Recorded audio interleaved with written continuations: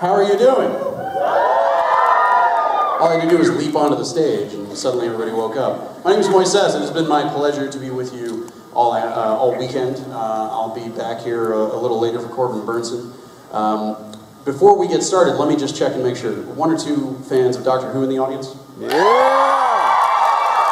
Okay, good, we got that. Any fans of Legends of Tomorrow in the audience? Yes! By any chance, any fans of musical theater in the room? Familiar with a little show called Once? Okay, yeah, you didn't think I was going to ask him about that, but you bet I am. We've got people already lined up here at the Q&A mic. We're going to take audience questions. Bring your best questions. We're going to make this all about you. Let me just test things again. I know it's a Sunday morning. Dallas, do you think you have the right level of excitement and energy to bring him out onto the stage? Do you think you do? Yeah! All right, that's more like it. Okay, now we're going to do it for real. You ready? You ready? Yes! Are you ready, Dallas? We're ready! Then let's bring him out here. Ladies and gentlemen, Arthur Darvil!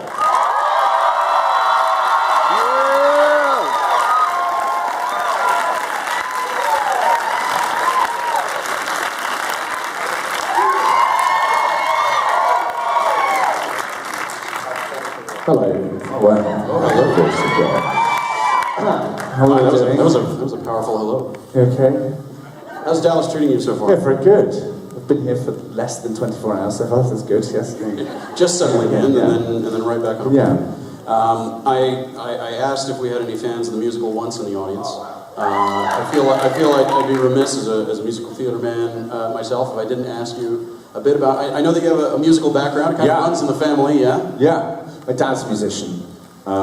He's worked with a few bands. I think people in this room might have heard of. He was like a kind of, he's a Hammond organ player, and he was like kind of ran away from home and joined the band basically when he was younger, and kind of started playing for like Edwin Starr and like people's backing bands coming over from the States, and then he played with an amazing soul singer called Ruby Turner, who now does a lot of stuff with Jules Holland.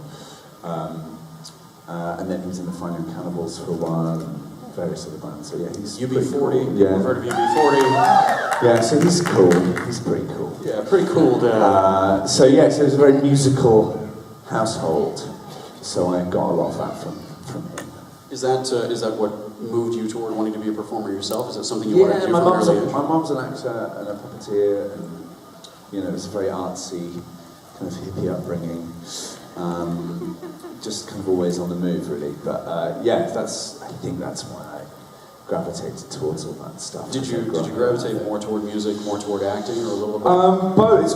I've always wanted to run both alongside each other. I never really wanted to ever make a choice about which one I focused on. Obviously, when I went to drama school and kind of committed to learn how to be an actor, that took over for a while. But now I have to kind of balance. Like now I'm taking a bit of time off acting to do some more music, which is going well. But I find if I don't actually take the time to commit to it, that it just kind of goes by the wayside. So yeah, that's what I'm doing at the moment. Well, to some extent, you kind of can't get away from time machines. No. So you seem to be able to make a lot of time. Being a part of both Doctor Who and Legends of Tomorrow, bridging a couple of major fandoms. What were you a fan of when you were a kid? I mean, what kinds of stuff would be at a show like this that you were really into, whether it was cartoons, movies? I was really into cartoons.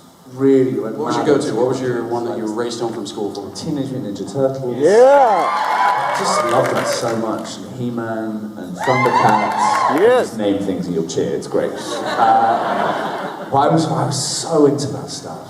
And The Simpsons when it first came out.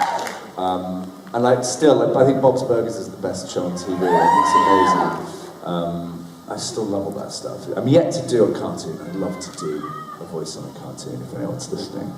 Well, hey, I mean, everything from one of these ends up on social media anyway. Yeah. So what show that is out there on the air do you want to be in the absolute most? I mean, Bob's Burgers I think is amazing. I'd love to do something like that. Kind of anything, really. I'm free of these. I used to love Ren and Stimpy as well. I still go back and watch those now. But yeah, in terms of movies and stuff, I was into, Harrison Ford was huge when I was a kid. And my dad looks a bit like Harrison Ford. So I always thought my dad looked a bit like Harrison Ford. And so I kind of, for some reason, saw him as like a father figure in movies. So my dad's really into Indiana Jones, so we used to watch. I once nearly got kicked out of a movie theatre watching Raiders of the Lost Ark because I was like fighting in the aisles just on my own. Like down the front, they were like, "You need to sit down, or you're going to have to leave." I was like, "Okay, sorry." Yeah, obviously, had too much sugar. Great parenting. My dad just going, "Yeah, whatever. You just got to do it." Yeah, I love all that stuff. Doing these conventions, have you run into any actors whose work you liked?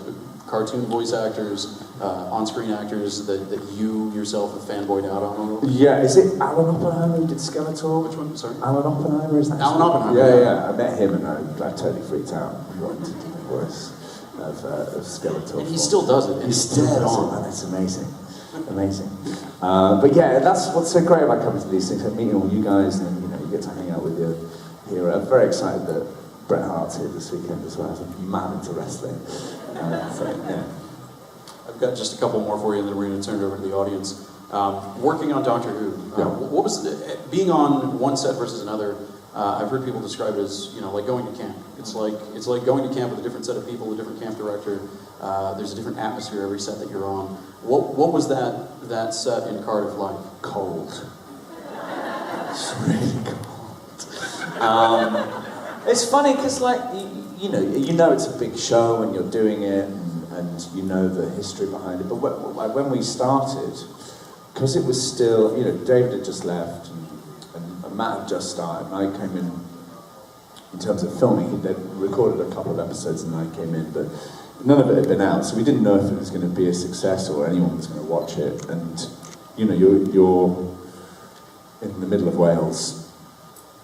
Like beautiful, it's a beautiful place. It's very rainy, it's very beautiful, and you're just kind of getting on with your job really. And every day you've got something to achieve and something to think about and do, and so you just kind of get on with it. And we had a really good time doing it, but you don't ever think about what's the cultural impact of how I'm saying this line or what I'm doing, because that would just drive you mad. And also you've just got lines to learn and things to do every day that keep it as just a kind of, it's just like any other job. And it's only when we kind of started, we came over to New York to do some promotion and people just went absolutely nuts for it. And you start walking around London and people recognise you and all that stuff, and you go, oh wow, people actually are watching this. But when we were making it, we just had a load of fun and worked really hard on it. So yeah, it was great, but you don't kind of realise the scope of it until I didn't think I'd still be talking about it now. Yeah. When you were on a set like that and you're away from home, what do you do to fill the time? How did you adapt to being away? Yeah, it's kind of, I work away from home a lot, especially like Legends was amazing to work on. Legends is a little bit further away. A little bit further away. It's a long way away from where I live. And longer hours, like, you're 14-hour days and you're really working hard on that show. And that was, like, honestly, that was really tough being, thank God it was a really good fun job to do. But it was really tough being away. And I've got lots of other things that I'm doing in London and lots of other projects that I'm working on. So I felt like any time I get time off, even a couple of days, I'd fly home. I'm really good at sleeping on planes. But yeah, like I make music everywhere I go, and I read along, and I watch movies, and I'm always busy. Last one, then we turn it over. Legends of Tomorrow. I was in Vancouver last week with Brandon and Jess. Oh, Katie. how are they? Those troublemakers. Yeah. And look, they had terrible things to say about you. No, they didn't mention you at all. No. I'm kidding. I've told them they're not allowed to talk about it, so it's good. When you're on a set, when you're doing those 14-hour days, and you're getting through it, I gather the atmosphere on that set, it's very collegial, it's very friendly, it's very, the band getting together and just, getting it done. A lot of filming is hurry up and wait, we've got to reset this thing, Were there any notorious pranksters on that set? Are there any pranksters? Not really. I don't think, like, Franz Drama was pretty pranky at times. He was such high energy to work with, which is really great. And there's some people like, so if you're there, if the people who are there every single day on the show, I think, like, especially like Katie, who works twice as hard as anyone else, because she's just in all the time, she does all of her own stunts, and you've got, like, you know, Dom and Brandon, everyone's like just in all the time, and you know that everyone's going to work hard and have fun. But the people who, like, working with John Barrowman was amazing, because he was only in for a few days, so he could come in with just new energy, and he's always on, like, full game. So that was really good. I think, like, after 9 months of working on a set, a lot of the cast were like, I need someone new to talk to. And I've totally run out of conversation. We're just talking about what's for lunch. But what's great about that show is you have so many people coming in, and you've got basically a new cast every episode. So it's, you know, it's always a new experience, and always a lot of fun. But people work so hard on that. And if you think you're having a tough day, you look at, you know, you go look at Katie just like flipping around and kicking people in the face, and you go, well, I'm not doing that. Or you look at Brandon like having to spend an hour getting into his atom suit, and you're like, okay, well, at least I don't have to do that. Yeah. As we're getting the microphone set there, doing Legends, did you find yourself exposed to DC superheroes that you weren't aware of, that you became a huge fan of all of a sudden? Yeah, I didn't really know any of them. I wish I should. I read all the comics. So when they gave me the job, or when they were trying to entice me onto the show, they sent me, I love getting things through the post as well, it's something quite lovely about it. They sent me a box of toys and comic books from DC. And so I read all the Rip Hunter comics, and I just, like, also, like, there's comics from the 50s as well that are so kind of misogynistic and weird, and like, not just, you know, things. All right, Gladys, go and make me some coffee. Like, the women really don't get a look at it. It was like, oh god, it can't be like this. And they were like, no, obviously we're doing something, you know, new and brilliant with it. But I love reading it. It's great, like, it was great seeing the kind of cultural progression of what was acceptable and what was entertainment, kind of going through from the, you know, the history of the comics. I found that really interesting. And yeah, there are any ones that I've been like a big fan. I mean, there's characters on Legends that I just think are amazing. Like the fact they got Bebo in, and like, I just think I'm so sad not to ever work with a big fluffy blue thing. But I just think it's the most amazing, hilarious invention. Also, when we signed on to the show, like the first season, I'm not a big fan of the first season. I thought, especially the first half of it, I thought, oh, this is just a bit too. It was very much finding its way. It was very much finding its way, and I was like, oh, this is a bit too serious. And especially for me, I was like, oh god, it's just so dull and serious. I smile and have fun. So the second season for me was so much fun, and they gave me a load of stuff really fun stuff to do, and I think it's got better and better as the show's going along, and as they found that they could actually write a comedy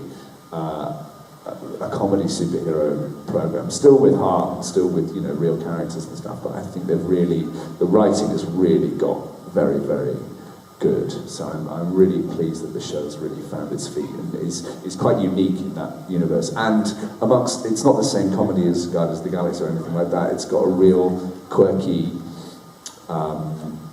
anything can happen quality to it. I love it. Katie Sackhoff told me that one of the things that she loved most about doing the show was she went super over the top with this like Mary Poppins, non-existent British accent, and that's what, you know, makes doing that show fun, is just being able to go nuts. Anything goes. It's great.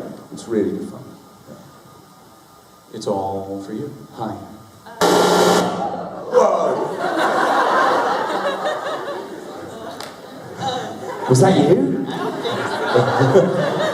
That's amazing. No, it's terrible. I think it came through a crack in the wall. Oh, yeah.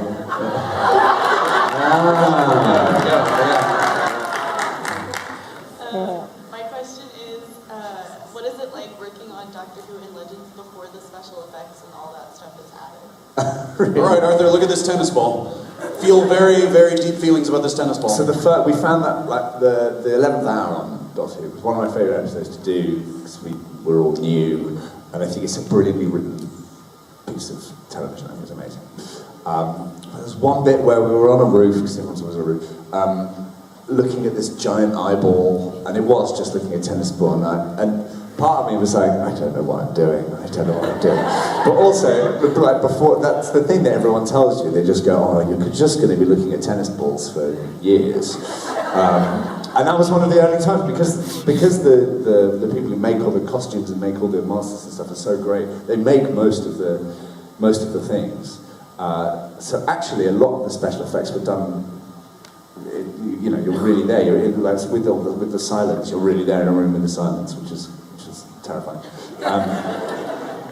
But yeah, I love all that stuff because I just go, oh, I'm just going to look at this and I hope it looks like I'm looking at the right place. And then what I love about Legends is if you want, like we're all given this like password to look at. I can't watch myself either. I find it nauseating. But sometimes it's useful to do it to kind of check up on what's going on. They give you like a password to watch newly edited episodes before they go out, but without any of the special effects on, but with like temporary special effects that are like cardboard cutouts of characters flying through the air. And I think those are the ones that should go out, because they're so fun. We've done like suddenly Atom flies off and it's just like a little picture of Brandon just going, That's what DVD special features are made for, right? Great. I absolutely love it. They should just keep that. They'd save loads of money. Make something of it. Thank you. A little follow-up on that. Are any of the I guess you'd say, rubber monsters from Doctor Who, were any of them particularly difficult to keep a straight face looking at? The silence were... Silence are terrifying. They were terrifying, but also the guy who played the silence, this guy Marnix, this Dutch guy, so happy and full of energy. He was like, oh, hi guys, we're having a great time. And he'd just be so bubbly, and then he put the mask on, you'd be like, oh my god, you're terrifying. And as soon as he rips the mask off, you're like, hey, Marnix! It's really, that was good fun. Okay, hi, my name's Holly. Hi. And I love you in Broadchurch, Doctor Who, and Legends of Tomorrow. What my question is how is it to be like a companion on Doctor Who and then pretty much being the Doctor in Legends of Tomorrow with all the time traveling there? Yeah, I was really great, and one of the reasons, like, I was slightly hesitant to take the job on Legends because I thought originally it was quite similar as a show, and I said to him, I was like, look, I'm obviously really happy to be asked to do this, but I was like, I don't want to ever repeat myself. I don't want to ever do something that I've already done. And then they explained kind of what would happen in the show, and also just reading the character. Rip Hunter's so different to Rory in so many ways, and I've kind of spent quite a few years playing characters who were reactionary and very back-footed and kind of observe the world and react to it. And Rip very much is front-footed and makes things happen, often stupid, bad things, but makes things happen. So that's why I wanted to take on that role, because I'd never really got the chance to do that on television before. So it was very, very different, and it was. They kind of sold it to me like, look, you're going to get your own spaceship. I was like, all right, fine, I'll do it. I arrived in Vancouver like a week before we started shooting, and everything was, still being made, and they were like, oh, do you want to come and see your ship? And it hadn't been finished building. It's huge. It's in a room bigger than this one, and they built it from front to back. It's now even bigger, but it was still like a big wooden structure. And I walked through it. I was just like, oh wow, this is very, very cool. So that was great. I just got to get my own spaceship. So it's good. Thank you. Thank you. I love this sitting down line. I'm going to start sitting when I'm queuing. I mean, why make your knees buckle? Absolutely. This is going to be me at the bank next week. All right, Tan, what do you have for us? You think you're nervous? I'm on stage with you. You're good. You're He good. played my guitar. I played your guitar? Yes, I did. Yes, yeah. yes, you did. What was the most difficult role for you to play out of every single role you've ever played? Out of every single role I've ever played? Wow. quite a few. So I do a lot of theatre. I played Timothy McVeigh, the Oklahoma bomber. In one of my first jobs out of drama school, a play called Terre Haute by Edmund White. And that was pretty hard to get into the mind of that man. I found that really difficult. Rewarding to do. It was a very well-written play. That was tricky. I don't know what else has been done. Everything's really hard. Everything's really, it's a similar thing. You get a script and you ask certain questions of it and try and work out who the person is that you're playing. I once did a one-man show written by a guy, Jack Thorne, who is an amazing one. He wrote the Harry Potter play, Cursed Child. And I think he's now doing King Kong on Broadway, but he wrote Skins and he wrote lots of other amazing British dramas. And it was a one-man show that he'd written. It was a 90-minute monologue of just me talking and acting out. Like every time I'd mention a character, their face would pop up on a screen behind me. So I had to get it right because it was back in the day of slides. It wasn't even on computers, so we had a slide projector, and it would change. And I was speaking really, really fast and mentioning people all the time. The slides would change behind me every time I mentioned someone new. And I knew I had to get it all in the right order, and I found it just almost impossible. So I'd get it all wrong, and then the wrong person would pop up, and okay, this is fine. We eventually got it, and that was amazing to do, but really, I had almost a breakdown before I did it, because I was like, I can't just speak for an hour and a half. But we did it, and I learned a lot from doing it. So, yeah. Thank you. Thank you. Oh, hello, River. Hi. Hi, Dad. My question is, other than Matt Smith, of course, who was your favorite doctor? Oh, I'm sure nobody's ever asked you that. no one's ever asked that. But also, I didn't watch it. Sorry. It's okay. I didn't watch it. I'd never watched it when I was a kid. So, well, as you took the role, did you look at any of David's stuff? Did you look at Christopher's I looked at a stuff? bit of David's stuff. I watched. Do you know what? I was really excited when it was coming back. Because it wasn't on when I was a kid. It was on when I was really young. So I watched a bit of Sylvester McCoy's stuff. And I used to have a big crush on Ace when I was a kid. I think we all did. But then it wasn't on, and I was really excited when it came back. And I love Chris Eccleston. I think he's the most amazing actor. So I watched the first few episodes, but then I was busy and didn't really watch it. I watched a bit of David's. I think David's amazing.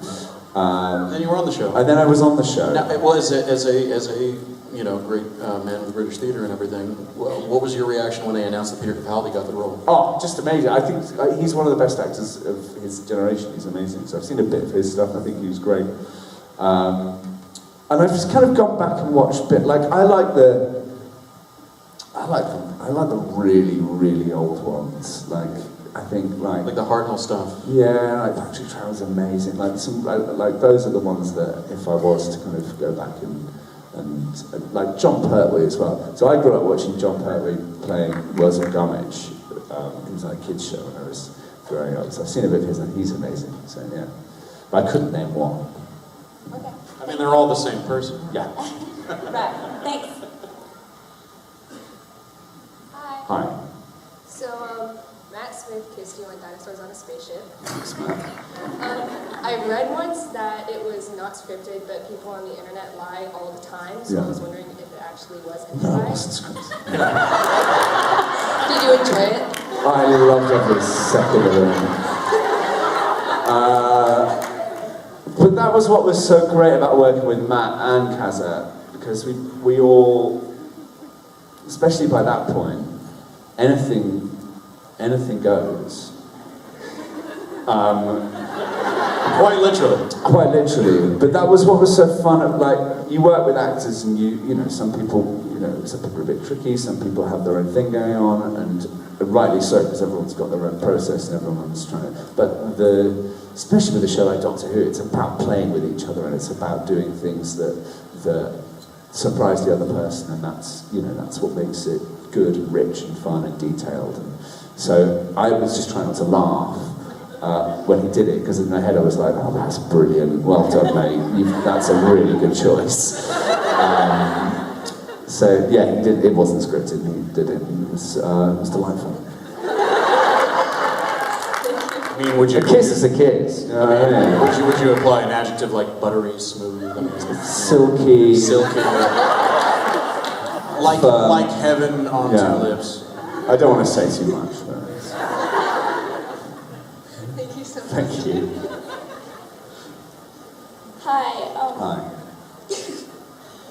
So, I'm an aspiring actor. I'm young. I'm 15. Right. Do you have any tips for someone like me?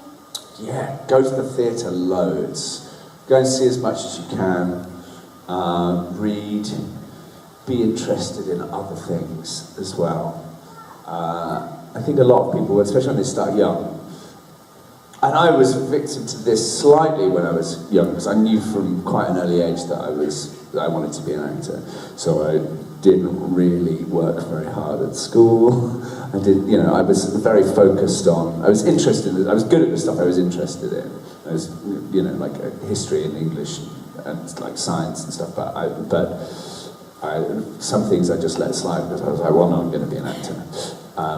And I think it's really good to remain interested in everything in life, because all you're doing, and people, because all you're doing is talking to people and mimicking people and understanding how people work. So yeah, just read and be a nice person. Yeah. Alright, thank you. Great. Gosh, I'm not this short. Okay. Hi. I like that. I'll answer my question. Here, well, we can adjust it.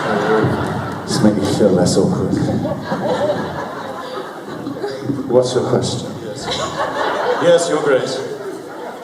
Okay, so my first tattoo is a Dr. Who quote, all up on his face. So I was just wondering, I know that actors generally don't get tattoos, but if you wanted to and if you were allowed to, what would you get and why? I've got one tattoo, just there. It's just a triangle, which I'm not going to explain. I really want. I've got a lot of friends who are covered in tattoos. And my sister is covered in tattoos. She used to go out with a tattoo artist who practiced on her. Great. So she's now had all those covered with other tattoos. And every time I see her, I'm like, oh, I'm so jealous. But I'm so indecisive that I just go, oh God, this is going to be permanently on me. But what am I into? I go bird watching. I really like birds, so maybe I'd get some kind of bird scene on me somewhere, because I think I'll always like birds. Oh, wait a minute. So you're a birder? You're a real deal birder? Yeah. Okay. Yeah. All right. Yeah. I did a film years ago. Who was it with Harry Treadaway, a few other people, called Pelican Blood. It's an awful film. But it was about bird watchers. And that started... So have you narrowed it down as to what you're going to have inked on your flesh? No, not yet. It's fine. Okay, we're in tech. I mean, from your research, what North American species are you... Oh, see, no, North America. Although, when I was in Vancouver, you use eagles. You drive out into the wilderness, and it's just eagles everywhere in the trees, and they were just amazing. So I used to take my binoculars down and watch them. Might I suggest just a big chest piece? A big chest eagle. I don't think I can pull that off. It's a bit much. Yeah, but maybe like a kestrel or something. I think kestrels are amazing. Yeah. Thank you. Thanks. Hi. Hi. When you were filming Doctor Who, was there a particular behind-the-scenes story that you remember well? A behind-the-scenes story. I just remember we used to spend hours standing in the TARDIS, not in the big one, but in the box, waiting to go on, in the dark, the three of us. And the game would be to try and make each other laugh just before we had to leave. So there'd be a lot of kind of poking, and I'd be really on edge. and they'd go, okay, and rolling, and oh god, okay, then you have to leave. So anytime you see us leaving the TARDIS looking very serious, it's actually quite a struggle. It was quite a struggle to keep a straight face. Yeah. Thank you. Thank you. Hi. Howdy. My name's Nick, by the way. I just wanted to ask how it is trying to memorize the scripts, or if you even memorize the scripts at all. I just make it up.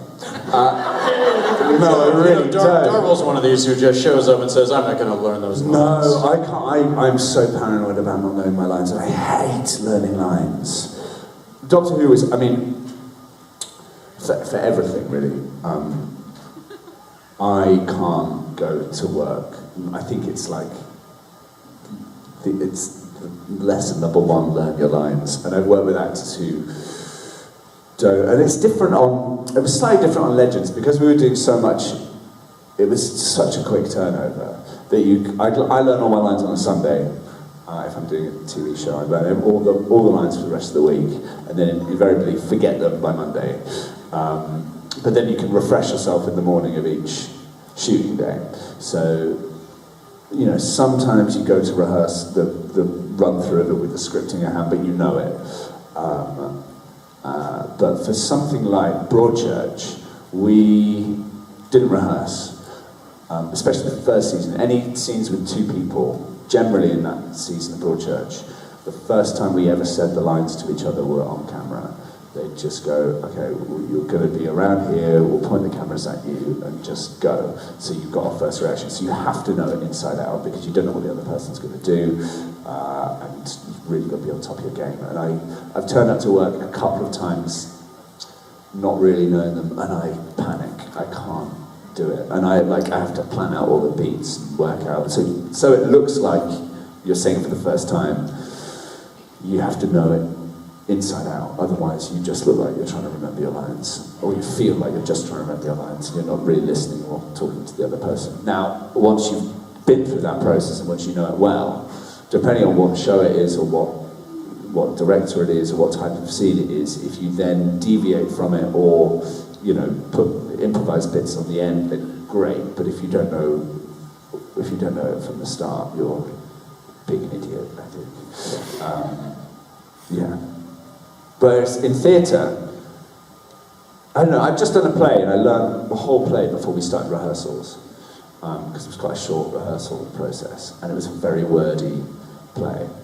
And I'd never done that before. I'd always turn up to first day of rehearsals, you know, you do a read-through, and then you do the scenes, and stuff changes, and it just kind of goes in as you're rehearsing. Sometimes learning in advance, things change, and then you've learned something that's changed. Yeah, but I'm going to do it for I say that now, but I'm going to try and do that for every job, because just going into rehearsals and not have to worry about learning it meant that we could just... You can actually do the work. You actually do the work, so yeah, I'm a big fan of learning stuff in advance. Can I just ask you a quick process follow-up? Yeah. In terms of learning lines, how do you learn? People have different means of doing it. Some people record other people's dialogue so they can work on timing. Some people will do a thing where they learn things by writing them out. I find that I have to do them, I have to walk around doing them. I pace around a lot. Pace around, do scenes with yourself. And I have to do it with another person. I learn lines best when you're riffing off someone else. So yeah, but like now for like meetings and auditions, it's become a thing it never used to be like this. You never used to have to learn lines for auditions, you just do it. But now, because everything's filmed as well, you can't do it if you're reading it. So now and they often send you, I did an audition the other day, which I did not get. And they gave me 20 pages to learn in 2 days. I was like, oh my God.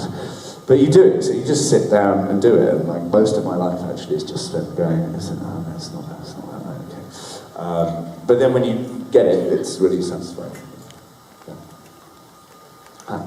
Hi, my name is Gloria. Hi, Gloria. And I think you're just absolutely amazing. Oh, thanks. Because you really ran the gambit of emotions in your characters so that I felt what you were feeling. So how challenging was it to go from, because did you do Mephistopheles, is that how you pronounce it? After Rory or during Rory? During, yeah. So I can't remember which season it was. It's a bit of a schizophrenic life to live. Yeah, it is. But I like that. Like, I'm quite impatient. Is that the right? No, I like. If I've done one thing, like I was doing Doctor Who for a while, I then wanted to do something very, very different. And we had the summer off before we started shooting the following season. And yeah, got to work at the Globe, which was, you know, a dream job. But yeah, it's great because that's the job, and I like the variation in it. But how do you go from going like Rory, who's so lighthearted, to literally the dog? Was it hard? Just learn the lines. Oh. Yeah, learn the lines to do the work. Great, thank you. You're great, thanks. One more to wrap. You got one? You sure? I mean, mic's yours if you want. Just sing a song. Just sing a song. I've got one more to wrap things up. Before I do, though, a couple program notes. Up next here in this room, we got Carl Urban. Right after him, we got Jason David Frank. You never know what he's going to do. So if you're a fan of the Power Rangers, oh boy, prepare yourselves. And then closing out the day, the one, the only Corbin Burnson, for crying out loud, at 3:15. Don't miss that one. We did a really great kind of, it turned into sort of an inside the actor's studio kind of chat for the show we were at. So you've done a bunch of these conventions. You've interacted with loads of these fans.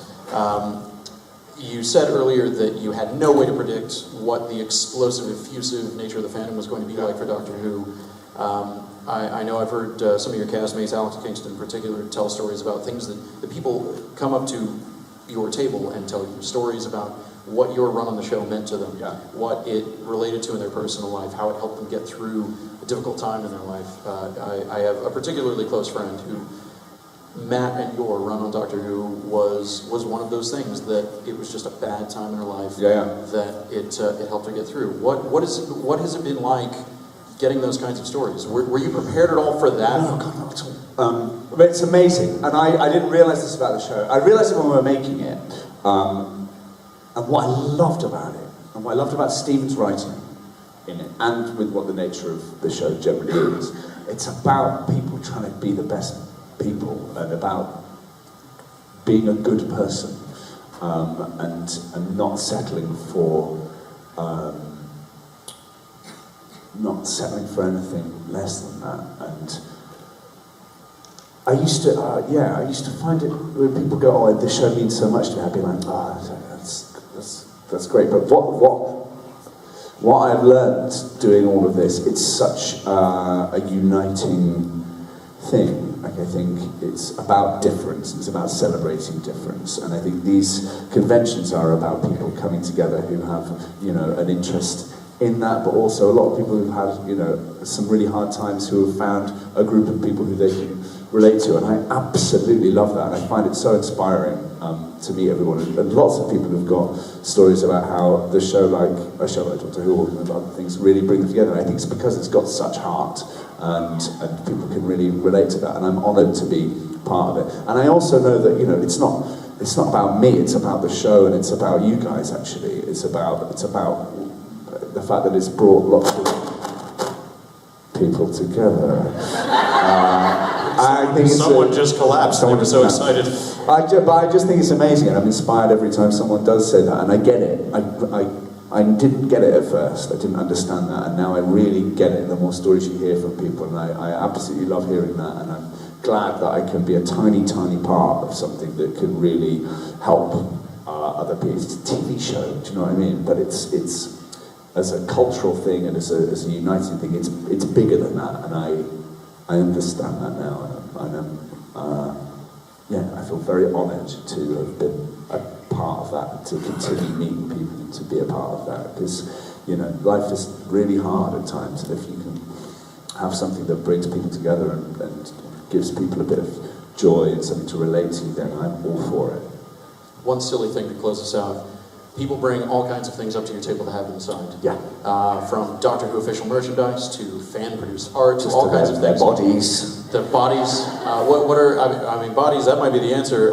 What are some of the more interesting things that you've had brought up to you? Maybe even merchandise that they produce for the show that you've gone. They made that. Yeah. So I love it when people draw things and make things. Like I just think that this brings out real creativity in people, and you know, go home like when people make like things of you. It's very sweet, often very odd. But I can't, you know. I mean, fan art of you kissing Matt Smith. Yeah. There's someone made my best mate kid found some like fan fiction, some dark web fan fiction of me and Matt, and we were so it was. This was years ago, but we were having a few drinks with this guy who I really wanted to meet. He was a producer, a movie producer, and I was like, oh, Kian, come along, let's go and have a couple of drinks with this guy. There was a big group of people, and Kian came along to this thing after a few drinks and had printed out this absurd, filthy fan fiction. And in this bar we were in, it was like one of those old English pubs, and it had a big roaring fire, and he stood by the fire and just read this out to a group of people that I was trying to impress. So that went down really well. And chucked it into the fire. And then I was so bad, I was like, oh mate, thanks, you've ruined this, let's leave. So we left. Thanks.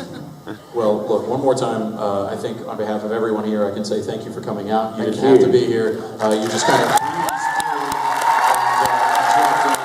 Let's really blow the roof off this place one more time. Thank you ever so much. Come say hi. Yeah, I'm here the rest of the afternoon. If you haven't seen him, just go right next door and see him. Come say hi. Thank you.